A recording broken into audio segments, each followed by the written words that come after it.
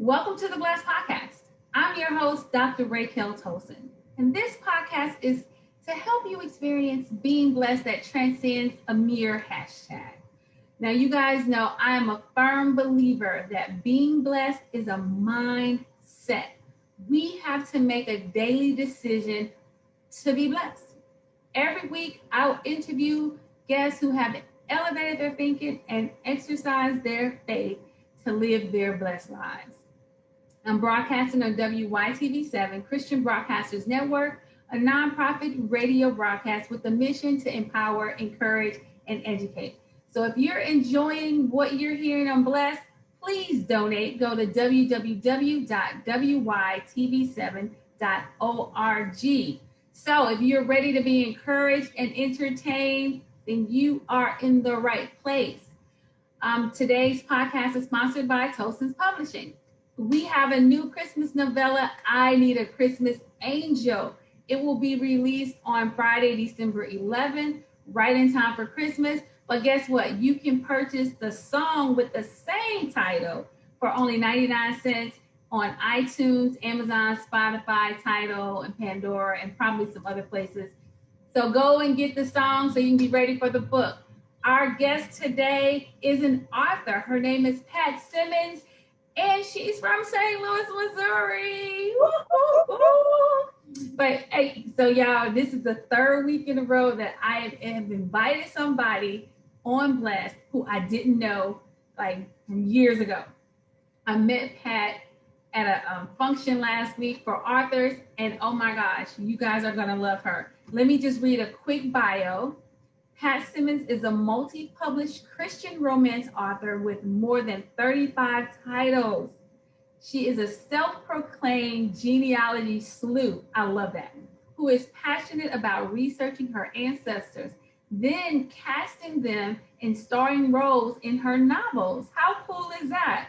She is a 3-time recipient of the Romance Slam Jam Emma Rogers Award for Best Inspirational Romance. Without further ado, welcome, Pat. Thank you for being on. Oh, thank you for the invitation. Boy, you made me sound so exciting. So I hope I don't disappoint. You are excited. I mean, just when you think about this stuff, what you do as far, first of all, let's just say 35 books.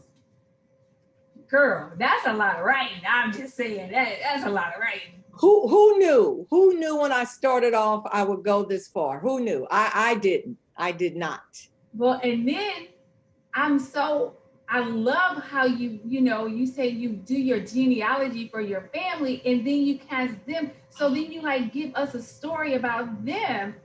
That's awesome. What made you decide to do that?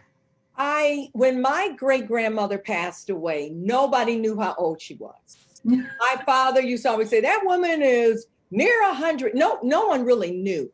Uh-huh. And so when she passed away at the very young age of 97, oh wow, that's what sparked me to do genealogy, to find out how old she really was. And when I found her as a little kid, my mind like, oh my God, grandma really was a kid. I mean, it's just, she has been this older woman with long white hair since I was a child. And then to see her on the census in 1900 as a child, and to see that she had twin siblings. Wow. And then in addition to the twin siblings, I found my great-grandmother's grandmother and found that we had 3 generations of twins because my grandmother was a twin. Wow. And so that just sparked my interest into genealogy, is bringing to life our ancestors and realizing they had a life. And when I got the first book deal, I was still doing genealogy, and I wanted to make sure that I honored my ancestors by naming one of my characters the name. And then in the back of my books, I would put a tidbit about them in hopes that one of my relatives would read them and like, you know what? We got a Brownlee too. And then so from there, with the very first book, there's 3 generations of Charlottes in my family. So of course my character's mother had to be named Charlotte, but I was looking for a distinguished name for a last name that people will remember. So if you said, well, have you read the Williams brother? What, who? Have you read the Smiths? Who? But I said, Jameson. I like Jameson. That's distinguished. So Jameson was my character's last name. Charlotte was honoring my great grandmother. So the Jamesons were born. And so Charlotte not only is my grandmother, but she was named after her grandmother. And so Charlotte Wilkerson had two sons. She was a mulatto and a guest in the slaveholder's house fathered two of her children, which was my great grandfather. But I couldn't find them on the 1870 census. And I'm like, of course they live because here I am. Right. So I asked some genealogy friends, can you track down Charlotte Wilkerson and her son, William Wilkerson, and, Sam Wilkerson? And they came back to me. They said, well, girl, the reason why you can't find Charlotte Wilkerson in 1870 was because she was in the slaveholder's house, Robert Jameson. No and way. I just like, wow. And here I thought I pulled this name. You thought you just came up with the name. And that was like, Lord, okay, I'm on the right track. And so I always like to tell that story. So genealogy has played a part in my writing. And so today that series, it's 9 books strong. And so it's just a testimony where God will let you know that you're on the right track. So the Jameson legacy, I am associated with the Jamesons because they were the slaveholders of Charlotte Jameson Wilkerson, who later died 80 years old and went back to Jameson. And I have it in the history books that she died in the backyard of another one of the largest slaveholders, the Carradines in Mississippi. So fascinating story. So people should know about their ancestors. That's where our strength comes from. So let me just say this. When you were telling me that story, you said, I just got goosebumps because one of the things I have been saying for a while now, and when my mother passed 10 years ago, it was a lot. It was a lot. But what eventually got me through the whole grieving process was to realize that our spirit is energy. And I remember I was good in science. In science, we were taught that energy cannot be destroyed. Our bodies may be gone, but our spirit is energy, cannot be destroyed. So I'm not saying I believe in like ghosts walking and haunted houses. I'm not going to say that, but I believe that the spirit, that energy can always surround us. So that's why our ancestors can get us, they can get us messages. And one of your ancestors gave you that message that Jameson, it didn't just pop in your head. No. It was given to you. Yeah, I believe God. I give God the credit for that. I give God the credit, and I'm thankful that I do have history of my ancestors to keep me grounded and to keep me humble. Who am I to think I don't have to do this and that? And my ancestors toiled in the fields for 12 hours and cleaned outhouses. And who am I? Who am I? Who do I really think I am? That my ancestors worked really hard for me to have what I have. And so that kind of keeps me with humility, just knowing that I have what I have today because of their endurance, that they decided I will live, I will not die. So yeah. And because our ancestors, they were rooted in God.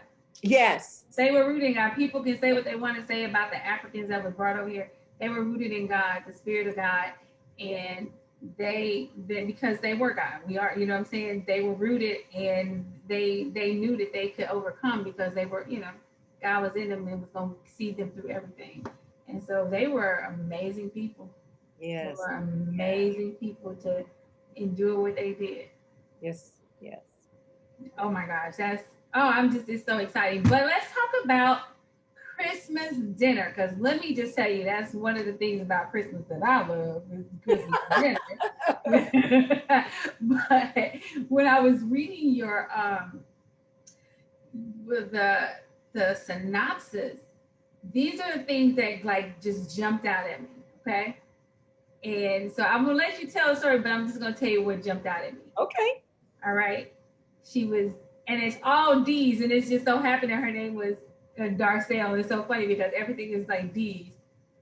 So she was devastated by the death of her daddy. Then she was disappointed and she was depressed. Now, all of those things I don't think about when I don't think Christmas dinner, I don't associate Christmas dinner with those things. Right. So I was just like, wow, this book is about to be heavy. So can you talk about what made you do Christmas dinner and involving all of the devastation and disappointment and depression at the Christmas dinner? Well, for the past 7 years, I provided readers with a Christmas story. Okay. I like to read the magic of Christmas in movies. I don't like to read it. I like to read the reason for the season.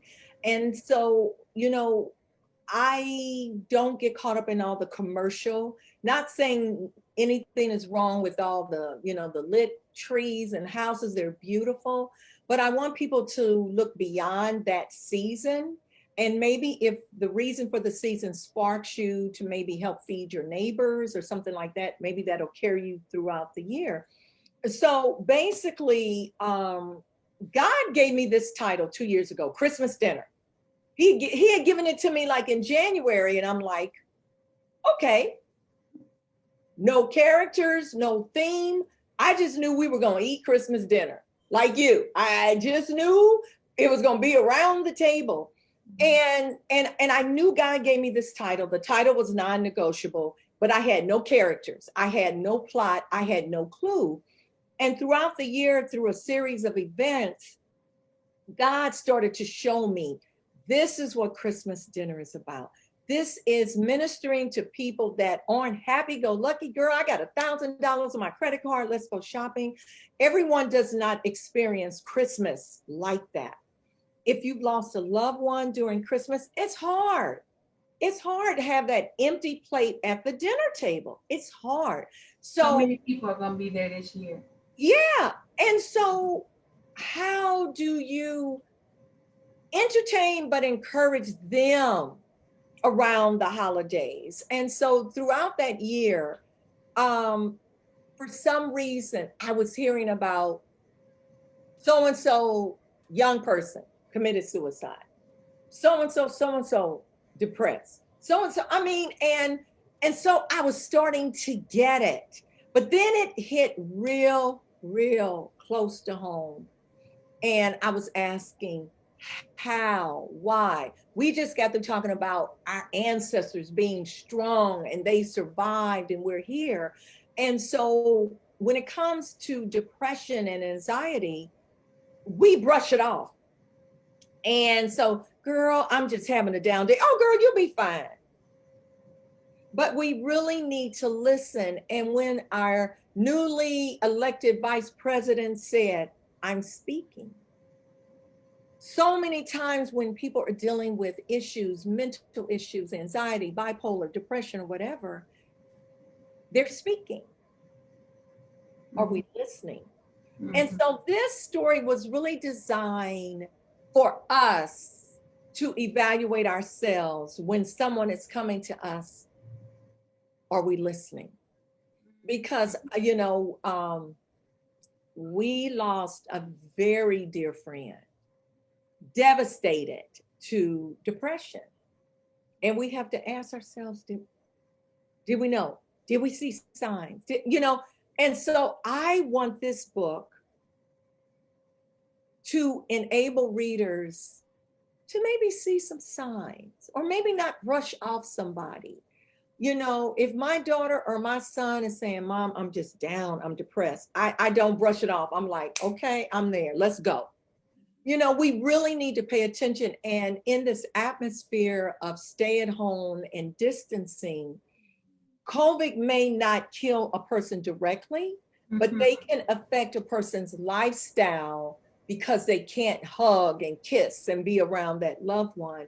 And so we really need to pay attention to a person's mental health. We all are stressed in life, job, children, anything could stress us, but can we bounce back?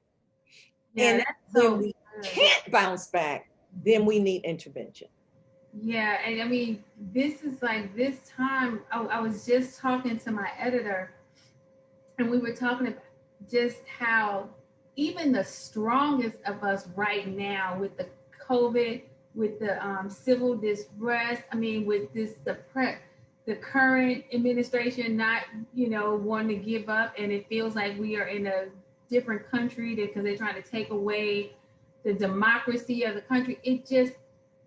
It's an overwhelming sadness, even for people who are strong and we know that God has got us, but it's an overwhelming sadness. And I know I have found myself watching a television show where they depict somebody died of COVID and tears are falling, or when you see, somebody, the George Floyd, just tears, just the sadness, and it's real easy, like you said, to because we're locked in our houses. Some of us are working from home, some of us aren't working at all, and we don't have people maybe to talk to, right. When we're talking on the phone, and some of us have got it down to camouflage our voices and make it sound like we okay. Right. Because you can't see, you're not, if you were in my space, you would feel my energy and you would know something not right. But over the phone, it's like, you might not be able to hear it so much. But sometimes we can be in a person's presence. I think the best commercial is when you see the lady walking around with the sign. You know, have you seen that?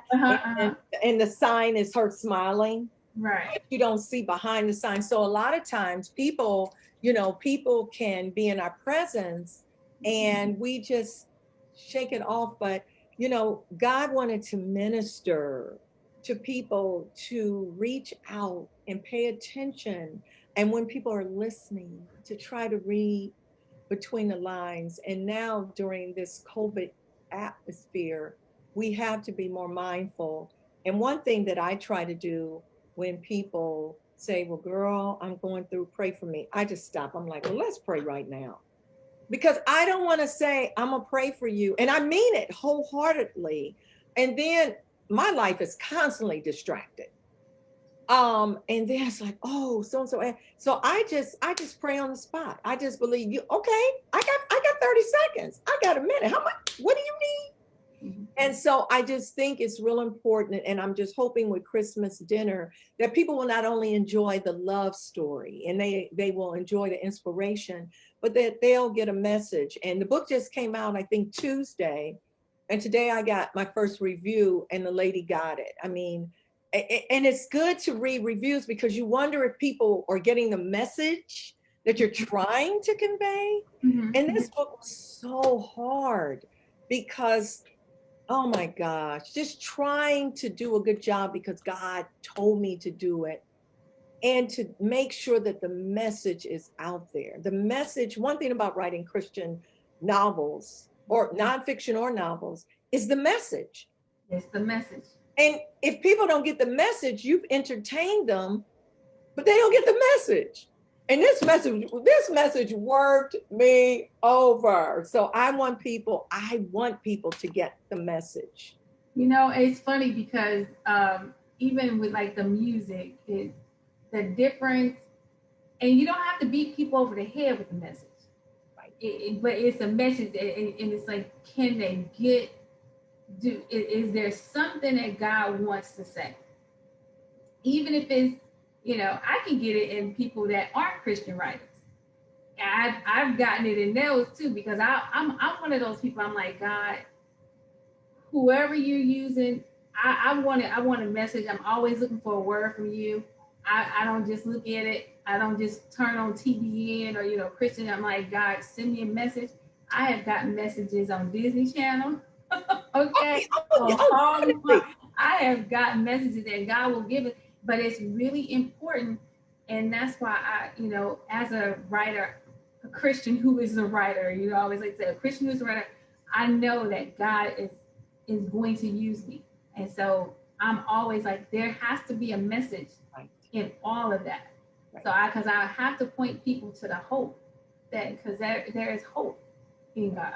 Right. And it has to be a hopeful thing, because even now, all the stuff that we're going through, there's hope. And that's when you really have to depend on the scriptures, because if you look with your eyes, you will feel hopeless in this situation. And I just thank Jesus for scriptures that I can say, but God, you said, but God, you said the weapons of our warfare is not carnal, but you know, the pulling down, you know, that's when we really have to get the word in us, because there's our hope. Because who would have thought that COVID would have gone? What, we're into, we started in March. eight months now. Who would have thought? But we've never experienced anything like that. And I was reading on a genealogy board, you know, when you're going back looking at relatives and you're looking at, you know, the cholera outbreak and just massive deaths, you know, they said it's going to be interesting, you know, if God allows the world to still be here, and people look back in our generation and see all these people, you know, did everyone die of COVID? You know, and so I thought that from a genealogy standpoint, you know, I didn't think about that, but I'm just hoping with this book that I do provide hope. I provide better understanding. I believe in family bonding. I just believe in love, which is why I write romance. But I figure if I'm going to write 200 pages and you're going to spend your money, let me give you something, you know, something concrete. So yes, I agree. That's kind of what it's about in an overall nutshell. Right. So Pat, how can somebody that's listening, how can they find you and find your books? My books are online. Amazon, Barnes and Noble, Books A Million. The ebooks are available, Google Books, Kobo, I mean, everywhere. Some of my non-Christian books, like this book, is there in bookstores, but this isn't. It may be in some libraries soon, but my website is patsimmons.net. If they Google me, Christian author Pat Simmons, I'll come up. I'm on social media, I'm everywhere. Okay, so on social media, it's Pat Simmons? I'm on Twitter as Pat Simmons. I'm on Instagram as author Pat Simmons, because there's another Pat Simmons, and I don't think she wants all my readers coming asking her about Christmas dinner. And I'm on Facebook too as Pat Simmons. So yeah. Okay. So I just want to hold up your book again for the people, for the audience. This is my notebook, because my copy isn't here yet. So this is just a notebook. Okay, because I like that. But I have a question though. So there, Christmas dinner, do you give us some recipes? Girl, no, I do not. I am a caregiver. My 90-year-old mother-in-law lives with me, and she is downstairs throwing down now with sweet potatoes and pork chops. I don't, why should I cook when I have the cook living with me? And you know, a lot of authors are really big into recipes. I'm just not the one. I'd rather eat than cook. Me too. I'm the same way. I'm going to eat. Right now, my 26-year-old son, he usually does the cooking for us. Wow. I'm not the cook. I like to, it's not that I can't cook. Right. I can cook if I need to cook, but because I don't like it, I feel like people that don't like to cook shouldn't cook, because there's a special energy that goes, if you love to cook, I think your food just gonna taste a little bit better. Yeah, I feel you. When my children were small, I cooked nutritious meals because I had to take care of them. As soon as my daughter took a home ec in high school, baby, you on your own. Yes, I feel you. I feel you. I'm there. I love meeting like-minded people. I'm there with you, baby. I'm there. Not gonna make me feel bad. I love it. I'm excited about Christmas dinner. I'm gonna have to get the book and I'm gonna have to read it, because it sounds like it's a book that you know we should read, because we all do encounter people that are going through, and there should be some signs that we look for. And also, just in our community, one of the things I want to say before we end, it's okay to get help. It's okay. You don't just have to get help from Big Mama, the hair, you know, the lady that do your hair, or going to a bar and talking to the bartender. Seek professional help. It's okay. It is You okay. would go to the doctor if you couldn't shake a headache. Right. We would go to a doctor. If you can't shake a bad feeling, bad thought, go to the doctor. Right. You know? Sure. Right. And I'm not discounting the counselors at the churches either. I'm not discounting. Right. Right. But I personally believe that we should go to doctors. Right. And I think, and I put that, and I did include that in the book, and I included that conversation because in the Black community, even in the church community, we think we have it all together.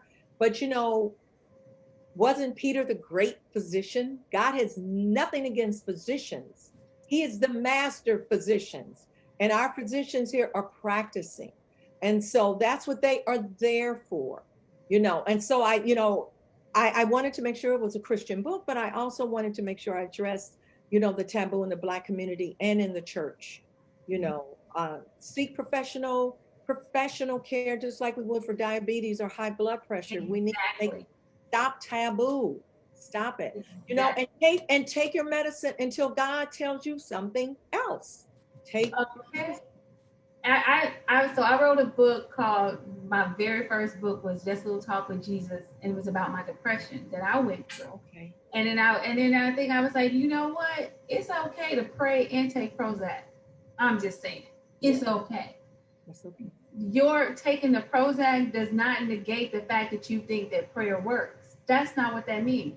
That's just like telling a diabetic to not take their insulin because they praying. It doesn't make sense. Every good and perfect gift comes from God. So those doctors that created those medications for a minute. And now I'm a pharmacist by trade, and I'm disillusioned with the pharmacy profession because we give drugs too much. And we don't, like, you know, because I don't think it's just drugs. I think counseling is a huge part of it. You understand? But sometimes we just throw drugs at people, like even with a diabetic, you can give them the insulin, but they might need to have somebody do their diet for them. Right. They might need a trainer to do some exercise. So it's a little bit of everything. We're a whole person. So I just think that it's important for people just to understand that let's start taking a taboo out of mental health. Right. Correct. And I think hopefully after they read this, they will, one thing about my readers, I give them subjects and they just give them pause to just think. No pointing fingers, but just evaluate yourself. You know, is there anything I could do better or say better or encourage more? Yeah. Yeah, I love that. Just how can I encourage somebody? And I still have to go back to what you said at the beginning, the signs. And one thing I love about what's been going on, we have been doing Zooms more than just talking on the phone. Right. And our family, we get together and we get to see each other. And we're on the phone for like 2 hours, on the Zoom for 2 hours. So, you know, we looking at everything, even though somebody else might be talking, we looking at somebody who's not talking and seeing what's going on there. You know, it may sound weird, but that's why I love the Zoom. Because when you're talking, you may put on the face, but when you're just listening, sometimes it flips. Right. And so I'm just focused on what's going on with you when you're not talking. Mm-hmm. Mm-hmm. Well, I have enjoyed you. Our time is about up. Thank you so much. I have so enjoyed you. I hope my listeners will go out and get the book, Christmas Dinner by Pat Simmons. Christmas Dinner by Pat Simmons. It sounds like you will be blessed when you read this book, and share it with other people. Again, you can find her at patsimmons.net. Pat Simmons with 2 M's.net. Thank you, Pat, for being here. Thank you guys for being here with us. And until next week, remember what God has done for others, He can do the same thing for you. All you have to do is believe and start exercising your faith. Until next week.